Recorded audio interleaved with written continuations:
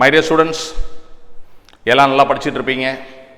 அப்படி எதுவும் படிக்காமல் இருக்கிறீங்க அப்படின்னா கண்டிப்பாக இப்போ படிக்க ஆரம்பிச்சிடணும். ஏன்னா இன்றைக்கி ஞாயிற்றுக்கிழமை, அடுத்த ஞாயிற்றுக்கிழமை 14ஆம் தேதி, அதுக்கு அடுத்த ஞாயிற்றுக்கிழமை 21ஆம் தேதி நீட் எக்ஸாம்.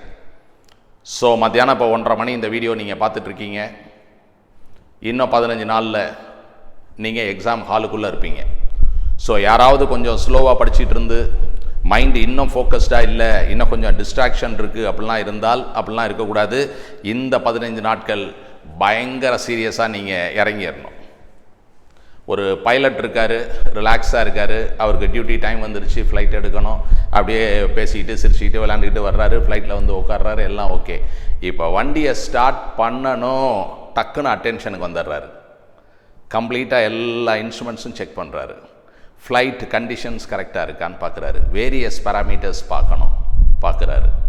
ஃப்ளைட்டை எடுக்கணும், அவ்வளவுதான். ஃபுல் கான்சன்ட்ரேஷனோட ஃப்ளைட் எடுக்கிறாரு. ஓட்டிக்கிட்டே போகிறாரு, ரன்வேல போகிறாரு, ஃப்ளை பண்ணுறாரு, கவனமாக போயிட்டே இருக்காரு. அங்கே போய் எந்த ஏர்போர்ட்டில் இறங்கணுமோ போகிறாரு, இறங்குறாரு, ரன்வேல வராரு, கொண்டாந்து நிறுத்தி ஹால்ட் பண்ணி அப்புறம் தான் ரிலாக்ஸ் ஆவார். நம்ம எப்போ ரிலாக்ஸ் ஆகணும்?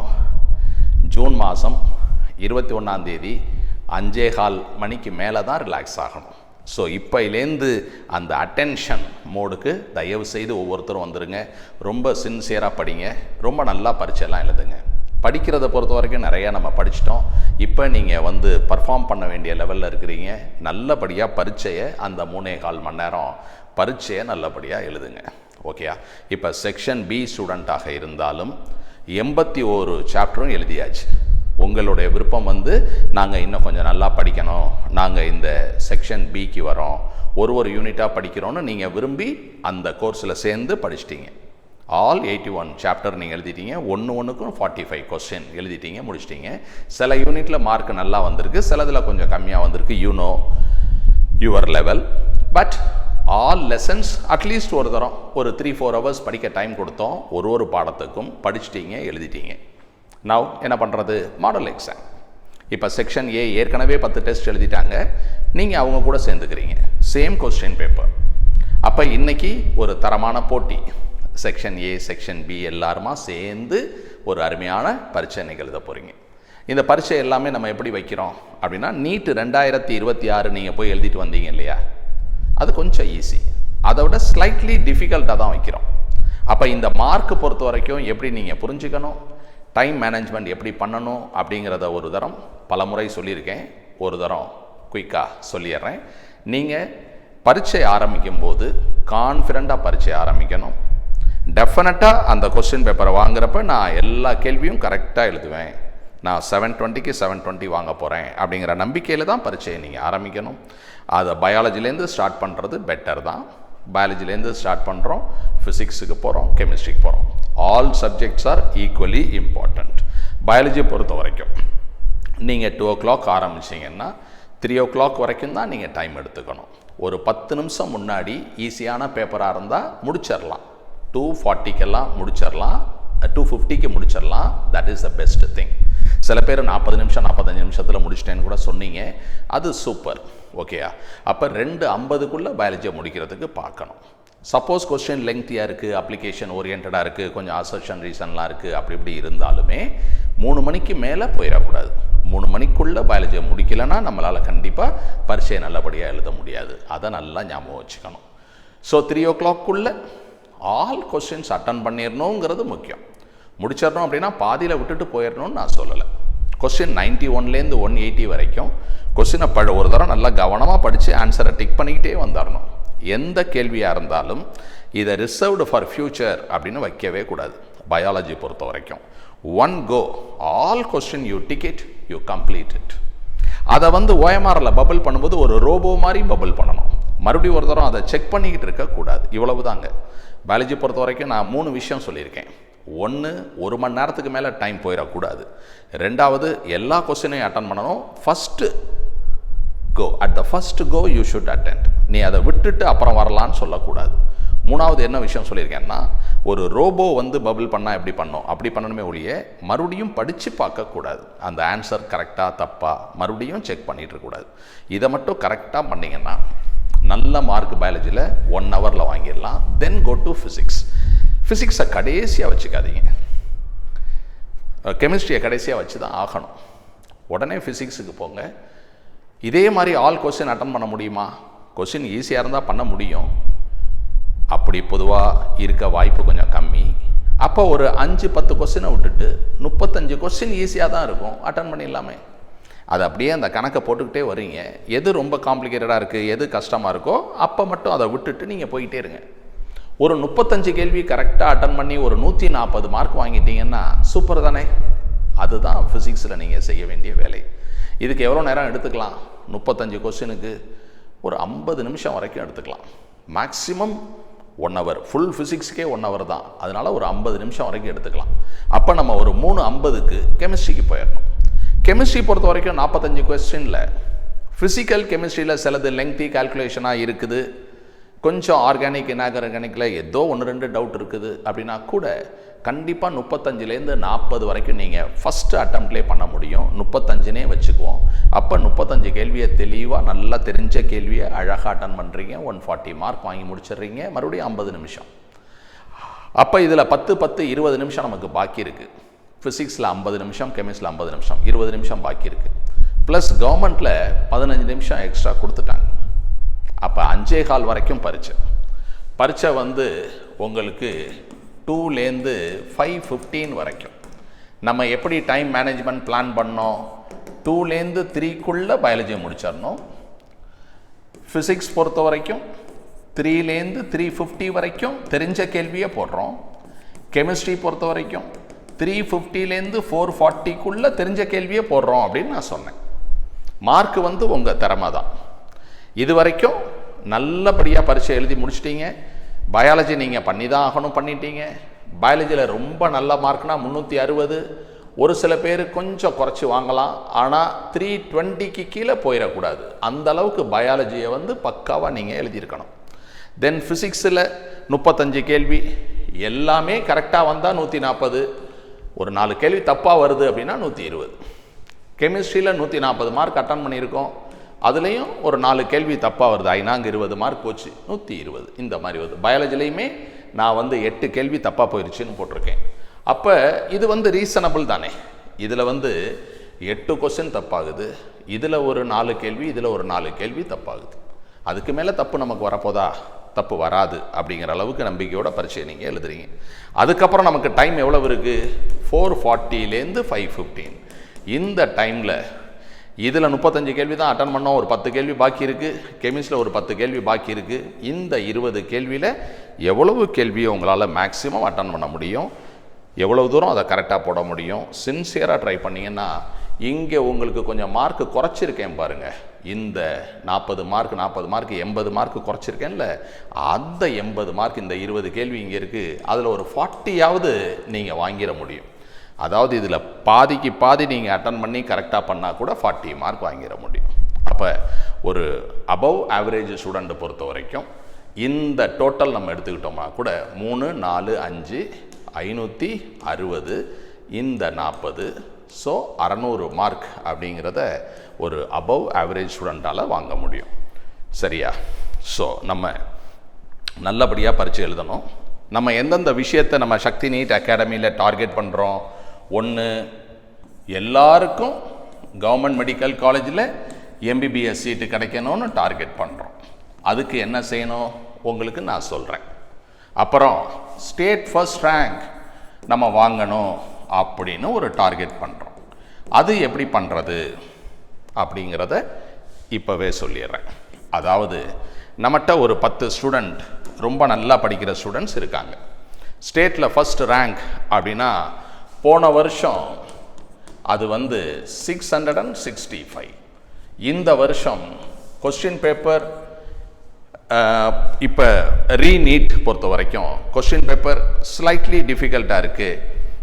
ஆக்சுவல் நீட் 26க்கும் அந்த ஆக்சுவல் நீட் 25க்கும் நடுவில் இருக்குது. அப்படிங்கிற மாதிரி நம்ம திங்க் பண்ணோம்னா கண்டிப்பாக கொஸ்டின் பேப்பர் கொஞ்சம் டிஃபிகல்ட்டாக இருந்தாலுமே ஸ்டேட் ஃபஸ்ட்டுங்கிறது 700 மார்க் வந்துடும். ஒரு 35 மார்க் இன்க்ரீஸ் ஆகிடும். அப்போ 700 மார்க் வாங்கணும் அப்படிங்கிற எண்ணத்தில் தான் அந்த டாப்பர்ஸ் எல்லாம் பரீட்சை எழுதணும். வாய்ப்புகள் எத்தனை வாய்ப்புகள் இருக்குது அப்படின்னா, இன்றைக்கி ஒரு பரீட்சை, 9ஆம் தேதி ஒரு பரீட்சை, 11, 13, 15, 17 6 வாய்ப்புகள் இருக்கு.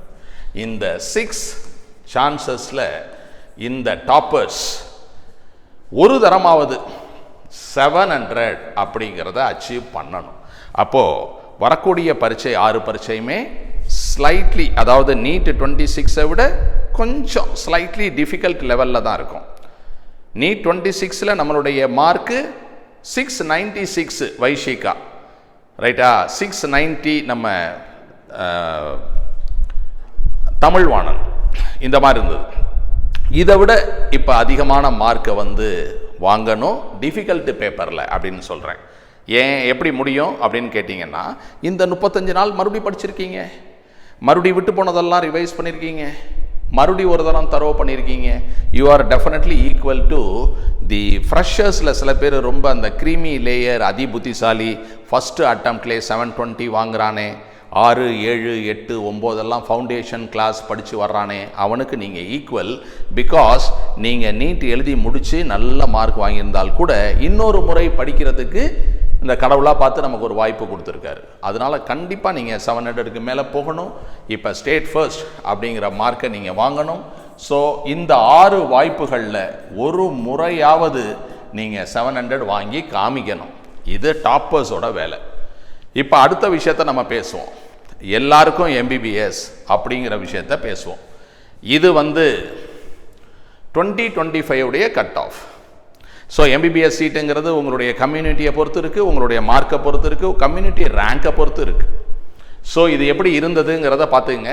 ஸோ இது வந்து 2025 கொஸ்டின் பேப்பர் ரொம்ப கஷ்டமாக இருந்ததுனால BCக்கு 506, BCM 502, MBC 494, SCனா 434, SCனா 396, STனா 397. அது பர்சன்டேஜ் ரிசர்வேஷன் கம்மியாக இருக்கனால மார்க்கு கூட வருது. இதுதான் வந்து நம்ம government medical college MBBS actual cut off இந்த லாஸ்ட் இயர். கவர்மெண்ட் ஸ்கூல் கிடையாது, 92.5க்கு உள்ளது. இப்போ நம்மளுடைய பரீட்சை ரொம்ப ஈஸியாக வச்சதுனால, அந்த பரீட்சை கேன்சல் ஆயிடுச்சு, ஈஸியாக வச்சதுனால இந்த கட் ஆஃப் எல்லாம் இவ்வளோ மார்க் இன்க்ரீஸ் ஆகி இங்கே போகும் அப்படின்னு நான் ப்ரிடிக்ட் பண்ணி போட்டிருந்தேன். அப்போ BC பொறுத்த வரைக்கும் 591 வாங்கணும், BCMனா 585, MBC 576, SCனா 507, SCA 446, ST 457 அப்படி இருக்கு. ஆக்சுவலி இப்போ நடக்கக்கூடிய ரீநீட் எப்படி இருக்கும் அப்படின்னா ரொம்ப ஈஸியாக இருக்காதுன்னு நம்ம நினச்சி தான் நம்ம போகிறோம். ஈஸியாக இருந்தால் பரவாயில்ல, அடித்து தூள் கிளப்பிடணும். கொஞ்சம் டிஃபிகல்ட்டாக தான் இருக்கும், 25 அளவுக்கு இருக்காது அப்படின்னு நம்ம நினைக்கிறோம். அந்த மாதிரி இருந்தால் இந்த கட் ஆஃப் வந்து இந்த மாதிரி போகும். இப்போ நான் என்ன ப்ரெடிக்ஷனில் இது போட்டிருக்கேன் அப்படின்னா, பேப்பர் ரீநீட் பேப்பர் வந்து is difficult, little bit difficult than the cancelled NEET 26 paper. அப்படி இருந்ததுன்னா இந்த மார்க்கு உங்களுக்கு தேவைப்படும். ஓகே, ஒரு தோராயமான மார்க்கு அப்படின்னு நம்ம எடுத்துக்கிட்டோம்னா BC, BCM, MBC students 500 mark, 550 மார்க்குக்கு மேலே கண்டிப்பாக வாங்கணும். இவங்களுக்கு தான் 500, இவங்க 550. ஓகே, நல்லா பார்த்துக்கங்க. அப்போ BC, MBC, BCM ஸ்டூடெண்ட்ஸ் எல்லாமே இந்த 6 பரீட்சை எழுத போகிறோம்ல, ஒவ்வொரு பரீட்சையிலையும் நீங்கள் 550க்கு மேலே வாங்கிடணும். சரி, மற்றபடி 7.5% கேட்டகரியில் இருந்தாலுமே, கவர்மெண்ட் ஸ்கூலாக இருந்தாலும் அல்லது SC, SCA, ST யாராக இருந்தாலும் 500 மார்க் வாங்கணும் அப்படிங்கிறத ஒரு டார்கெட்டாக நீங்கள் வச்சுக்கணும். அப்போ அந்த மார்க்கை நீங்கள் வாங்கினீங்க அப்படின்னு சொன்னால் உங்களுக்கு கண்டிப்பாக medical college, government medical college கிடைக்கும். அப்போ 550+ அப்படிங்கிறது BC, BCM, MBC students should get it. All others should target and get 500+. இதை எப்படி சார் வாங்கிறது அப்படின்னா, டெஃபினெட்லி நீங்கள் வந்து biology 300, physics and chemistry put together 200. இதில் கெமிஸ்ட்ரி நல்லா வரும் அப்படின்னா ஒரு 120, ஃபிசிக்ஸ் கம்மியாக தான் வரும், ஓகே 80 + 120. இல்லை நான் ஃபிசிக்ஸ் கெமிஸ்ட்ரி ரெண்டுமே சமமாக தான் படிச்சுக்கிட்டு இருக்கேன், இல்லை ஃபிசிக்ஸ் நான் பெட்டராக படிச்சுக்கிட்டு இருக்கேன், okay what ever it is, total 200. Biology 300 very reasonable. அப்போ இந்த ஸ்டூடெண்ட்ஸ் எல்லாமே எஸ்சி, எஸ்டி, எஸ்சிஏ அண்ட் 7.5% இந்த எல்லாமே இந்த மார்க்கை வாங்க முடியாதா? கண்டிப்பாக வாங்க முடியும். அப்போ இதை ஒரு டார்கெட்டாக வச்சு நீங்கள் வாங்கணும். பட் இது மினிமம். நீங்கள் இதை விட ரொம்ப அதிகமாக எவ்வளோ வேணாலும் நீங்கள் வாங்கலாம். நம்ம இது பொறுத்த வரைக்கும் பிசி, பிசிஎம், எம்பிசி பொறுத்த வரைக்கும் பயாலஜி மார்க் 320 மார்க் நீங்கள் தாராளமாக வாங்கிடுவீங்க. ஃபிசிக்ஸ் ப்ளஸ் கெமிஸ்ட்ரி அப்படிங்கிறதுல 230 மார்க் தாராளமாக வாங்கிடுவீங்க. இதில் என்ன உங்களுக்கு பிரச்சனை? ஒரு பிரச்சனையும் இல்லை. இதை வாங்கிட்டீங்க அப்படின்னா நீங்கள் டாக்டர். இதில் ஃபிசிக்ஸில் அதிகமாக அல்லது கெமிஸ்ட்ரியில் அதிகமாக வாங்கிக்கலாம். அது மாதிரி இதில் பாட்டனி, சுவாலஜி எப்படி வேணாலும் நீங்கள் பண்ணிக்கலாம். இந்த மார்க்கை விட அதிகமாக நீங்கள் வாங்கணும், அவ்வளவுதான். Okay, so wish you good luck. இந்த பரீட்சைக்கு இப்போ ரெடியாக இருங்க, சாப்பிட்டு வாங்க எல்லாரும். 7ஆம் தேதி இன்றைக்கி மத்தியானம் பரீட்சை, பிரமாதமாக எழுதுங்க. உங்களுடைய கம்யூனிட்டிக்கு தகுந்த மார்க் உங்களுக்கு வந்திருக்கா பார்த்துக்கோங்க. என்னென்ன மிஸ்டேக் வருது, சொல்யூஷன் கொடுக்குறோம்ல, என்னென்ன மிஸ்டேக் வருது பாருங்கள், சொல்யூஷனை வச்சு படிங்க. டீச்சர்ஸ்கிட்ட டவுட் கேட்டுங்க. அடுத்து 9ஆம் தேதி பரீட்சையில் இன்றைக்கி என்ன மார்க் வாங்கினீங்களோ அதை விட ஒரு 20 மார்க் இன்க்ரீஸ் ஆகும். 11ஆம் தேதி மறுபடியும் ஒரு 10 மார்க், 20 மார்க் இன்க்ரீஸ் ஆகும். அது மாதிரி ஊருக்கு போகிறதுக்குள்ளே 17th அன்னைக்கு கடைசி பரீட்சை நம்ம எழுதிட்டு ஊருக்கு போகிறோம். ஓகே, 17th 2:30 to 5:30 உடனே போகணுங்கிறது இல்லை.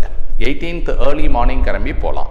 அல்லது 17th நைட்டு நான் ஊருக்கு போகிறேன் அப்படின்னா பரீட்சையை முடிச்சுட்டு ஊருக்கு போகலாம்.